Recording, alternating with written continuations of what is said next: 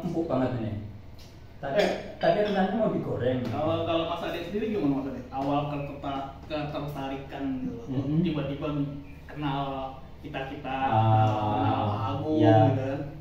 Berawal sih dari YouTube ya, dari ketertarikan di YouTube. Saya nyimak video-videonya Pak Agung gitu kan. Awalnya di YouTube tuh nyari apa gitu? Mungkin wah gimana cara menarik uang gitu. Atau enggak sih. Saya mau sakti. Secara nggak alami aja gitu, secara alami saya simak gitu. Nah terus menurut saya artinya masuk akal itu ya. Kok ini spiritual begini ya gitu, awalnya itu semakin mengikuti. Maksudnya begini ini gimana maksudnya? Beda dengan ya berbeda dengan pada umumnya gitu kan. Berarti sebelumnya Mas Ade udah pernah nyari-nyari belajar apa? Ya pengalaman sih ya ada gitu, pengalaman ya ke hal-hal yang dijadi apa? Kesaktian gitu ya? Ya semacam itulah. Nah ini kalau saya terawang. Ya sebelum Ini apa ya? sambil saya scanning di mobil ini. Jadi saya tahu nih, wah, ketertarikan Mas Ade di sini nih. Ya, Kayaknya ada potensi dari leluhur. Iya. Cerita dulu gitu kan. Tapi ya akhirnya lelah juga kan. Lelah karena tidak ada pembuktian atau lelah karena tidak ada pembuktian. Tidak Tidak ada pembuktian, hanya ya cerita gitu kan. Cerita si guru kan gitu. Awalnya apa sih yang dicari? Apa ya? Ya mungkin sebagai anak muda mungkin ya. Ya Mau kayak pelet, wah, bebas. Kalau mau pelet itu boleh kan. Ke arah apa sebenarnya saya juga bingung gitu. Ke arah dibilang ke arah untuk contoh menarik uang ya enggak gitu. Ya mungkin ke arah spiritual, ke arah lebih dalam gitu kan, contoh tentang Tuhan kan gitu. Tapi memang fase-fase di kita tuh Indonesia tuh khususnya Nusantara ini memang punya tradisi yang unik yang berbeda dengan negara-negara yang lain ya kan. Fase kita aja memang karena budaya kita memang kental hal-hal yang semacam itu ya. Jadi ya memang karena pergaulan, karena lingkungan gitu, kadang-kadang kita tanpa sadar diarahkan untuk sana ya kan. Artinya ngalir ya karena ya dari perkumpulan teman kan gitu, awal mulanya itu kan cara ngalir begitu aja, jadi bukan artinya. Apalagi belakangan yang sini udah lewat ya, itu kan teman tawuran Ya, nah, itu kan dengan memicu ya kan, jadi memicu anak muda. Jadi satu sisi ya itu bagian tradisi, tapi di sisi yang lain cukup memprihatinkan. Ya betul. Karena tapi seenggaknya setelah tahu, setelah mengalami gitu Pak Ben, ya jadi bukan artinya pengalaman orang gitu Pak Ben ya, artinya saya mengalami gitu. Jadi awalnya itu ingin mencari Tuhan atau gimana? Ya secara awal sih ya itu tadi awal mulai tentang masalah kesaktian gitu kan. Nah, semakin jauh kan gitu kan, karena di situ harus ada pembuktian segala macam, berarti mana gitu nggak ada bukti gitu, mencari Tuhan itu terus kok saya nggak ada bukti untuk menemui Tuhan gitu maksudnya. Tapi didoain untuk ketemu Tuhan nggak artinya jangan itu mah wafat. Ya kayak seperti itu kan gitu ya, kita harus contoh kayak dalam satu ritual kan kita harus wirid gitu kan. Nah kadang suka bertanya, saya wirid ke siapa gitu kan. Itu nggak takut bahwa dulu belajar agama tuh ya. Tidak takut melenceng terhadap agamanya gitu ya. Kalau saya sih gimana ya, dibilang melenceng ya mungkin melenceng. Tapi saya kira mungkin Mas Ade waktu itu nggak mikir sampai ke situ. Ya, Gitu karena mungkin jiwa apa fokusnya ya, pasti Iya. ingin mendapatkan apa yang mungkin karena di situ ya. Iya. Jangankan yang hanya sekedar melenceng ya kan, tuh ditakut-takutin itu sesuatu yang berbahaya aja masih Iya. dari terobos. Iya, betul. Ya, ada masa-masa fase-fase. Betul. Ya ada peribahasa kan, pengalaman adalah guru yang Guru yang terbaik baik. kan gitu kan. Jadi bukan lagi katanya gitu kan, tapi mengalami gitu. Iya. Mengalami sendiri. Nah terus setelah kumpul sama kita nih, tambah tahu atau Tambah bingung. sebenarnya apa ya, ya sedang belajar sih, sedang belajar artinya. nggak merasa dibulikan sama mereka, teman-teman yang udah datang duluan. Ya enggak sih, enggak, justru ya semakin apa namanya banyak wawasan gitu kan, menambah wawasan ya, namanya mungkin yang dikatakan bahasanya senior kan ya. Artinya kadang-kadang menurut kita kan kok seperti ini gitu kan ya, mungkin karena fase kita belum nyampe bagaimana gitu kali ya, merasa dibully apa merasa gimana gitu kan. Jadi Padahal menurut Pak Sade senior juga udah sampai gitu.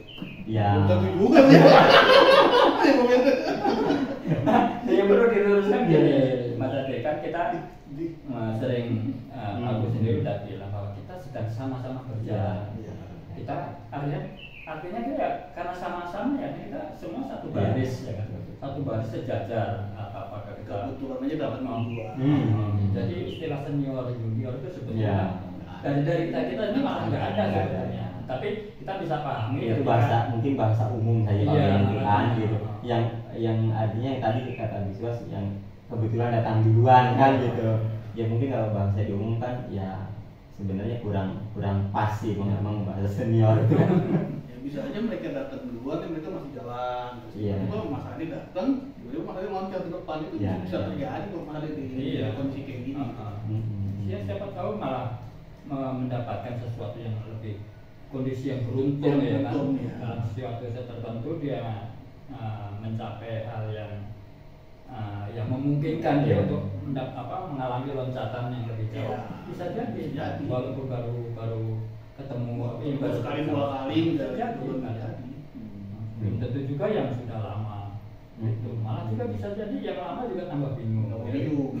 Makanya mereka bertarik itu gitu. Karena bingung. Dan sebenarnya gini Mas Ade ya, bahwa yang kita sampaikan tadi bahwa kita tidak ada senior junior. Mas Ade kan bisa ngamati di kelas ya kan, kita kan ada kelas kan. Mereka yang lama-lama juga ikut belajar dan mengikuti apa yang menjadi instruksi di kelas ya kan. Semuanya ya kan. Jadi ya kita juga melakukan apa yang ini, bukan terus berarti kita yang sudah lama tidak melakukan apa yang dalam tugas itu, enggak, kita semua dan kita juga dengan apa ya, kalau orang bijak mengatakan bahwa kosongkan gelasnya dulu kan, sebelum kita minum yang lain ya kan, kita mampir warung ya kita kosongin dulu gelas kita. Jadi kita masuk ketika kita masuk di kelas itu ya kita dalam kondisi yang kosong. Karena kalau kita masih yang mau menerima itu sayang sekali. Ya nantinya itu bukan kita buang kan, itu enggak kita buang kan, kita hanya sedang mengosongkan gelasnya dulu, dan itu mungkin kita pindahkan dulu atau mungkin kesampingkan dulu. Itu benar kata Pak begitu. Jadi kadang-kadang yang teman-teman baru nih yang baru gabung di kelasnya Pak Agung gitu kan, kadang-kadang dia masih membawa apa yang dipelajari di sana dan dituangkan ke tempat kita dengan wah saya udah duluan dengan metode dia gitu, tapi ingin mengikuti metodenya kelas Pak Agung kan. Karena merasa bahwa waduh saya udah duluan loh belajar yang kayak begini loh, kok di sini diulang lagi gitu. Kadang merasa seperti itu gitu. Kalau udah merasa seperti itu itu ya nggak akan dapet, nggak akan, karena kelasnya nggak kosong, nggak mau menerima sesuatu yang baru lagi. Iya. Ya artinya gini, kita tidak mengecilkan mereka, Siapapun, ya. tidak enggak lah, kita menghormati, menghargai potensi masing-masing Iya. teman-teman. Betul. Mereka barangkali karena unik kan, setiap orang punya Iya, kelebihan betul. sendiri-sendiri. Nah, tapi karena kita sedang Memperhatikan bersama, jalan dia kita bersama, sedang memperhatikan diri sendiri. jadi karena gini, kita sedang diajak nonton gajah, ya kan? Nah, kalau kita melihat gajah, kalau kita begitu kita suruh melihat, kita buang pengetahuan kita tentang gajah, ya kan? Nah, kita begitu melihat gajah ya seperti itu. Iya. Jadi nggak terus membandingkan. Kalau di tempat saya di kebun binatang gajah itu begini loh sebetulnya. Ini belum gajah ini. Itu kan karena masih ada ini, ya kita lihat apa ada keunikan apa di gajah ini, apakah ini gajah angkut atau gajah peliharaan atau gajah sirkus atau apa. Nah, itu kan kita nantinya bisa itu. Nah, kalau sudah begitu ya silakan. Tapi awalnya kita sama-sama untuk mencoba melihat itu secara clear dulu. Nggak mau meletakkan pengetahuannya yang lama. Nanti bukannya meletakkan artinya membuang gitu. Nah, tapi kita nyambung kok, apa yang diketahui dari luar, dari mana kan nyambung melengkapi. Iya, ini sebutannya ini di sini, ini gitu. Di luar sebutannya ini, akhirnya nyambung. Iya. Mungkin apa beda penamaan atau mungkin apa gimana? Bisa jadi. Bisa istilah ya masing-masing. Ya kalau dalam dunia silat juga ada. Iya, betul. Ya, kan? Ada aliran mungkin metode atau cara gitu kan. Ada silat cimande, ada segala macam. Tapi dalam satu naungan silat kan gitu kan. Gitu. Ya, jadi ya memang perlu kekuatan lebih untuk mengosongkan pikiran. Ternyata bukan sesuatu yang mudah. Ya kan, kalau kita kosongkan lagi kopi kita, Mas Ade. Biar tidak penuh kopinya, biar berkurang. Memang asik ya, ngobrol sambil ngopi gitu kan. Ya. Nah, ngopi ini kita punya apa namanya? Teman ngopi itu istilahnya apa? Tagline. Ngopi ini kan ngopi ini pikiran. Pikiran. Nah, tapi kemarin Mas Dika lebih nambah apa? Nama pemaknaan lagi. Kalau Mas Dika karena ini beliau tidak paham bahasa Jawa, jadi dia mau pengen pikiran itu dikiranya open, dan kata dasar open. Tadinya open pikiran, opening. Jadi dalam pandangan Mas Dika itu Jawa dengan bahasa Inggris ini open tuh ngopen. Jadi dalam pemahaman Mas Dika bahwa mempengi pikiran adalah membuka pikiran, dan itu memang nyambung juga. Ya, maksudnya juga sih. Bermakna itu juga. Iya. Ya, bagus juga. Hampir satu makna juga.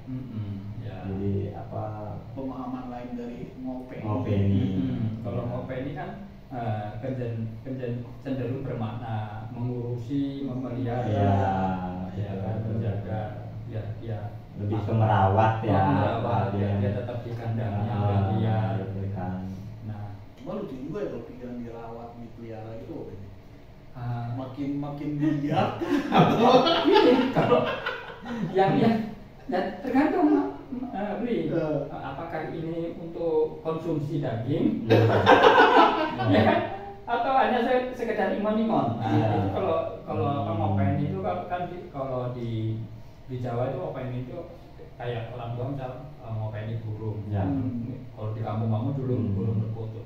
Nah, tergantung juga kan ngopen ini. Pemeliharaan ini akan berorientasi ke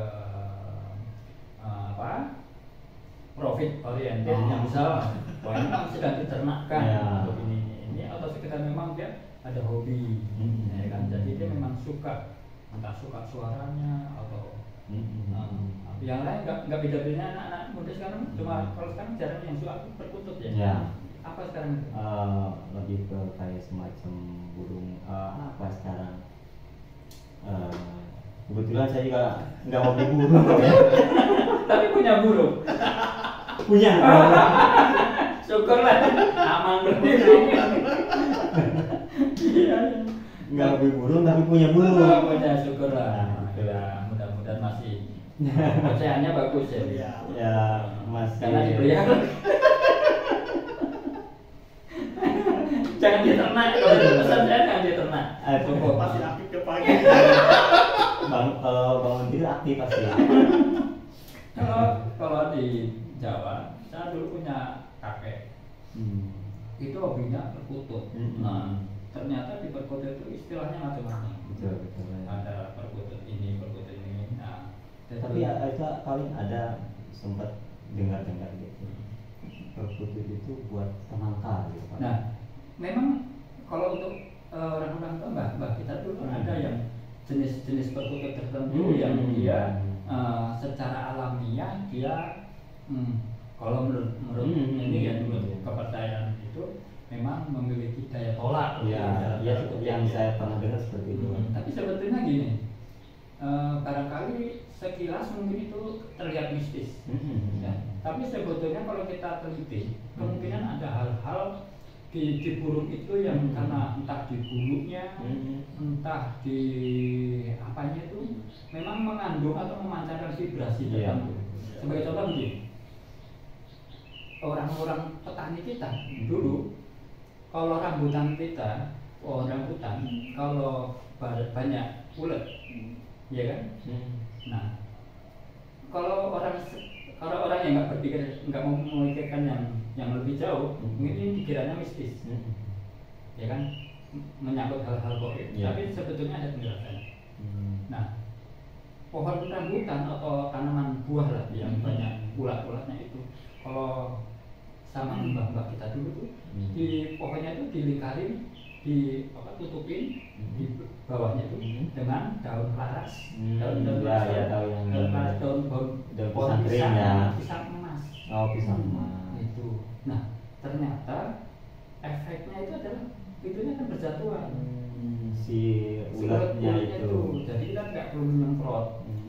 Jadi mereka ini. Nah kita kan perlu kita selidiki ada apa ini, gitu kan. Nah, seperti ini juga begini.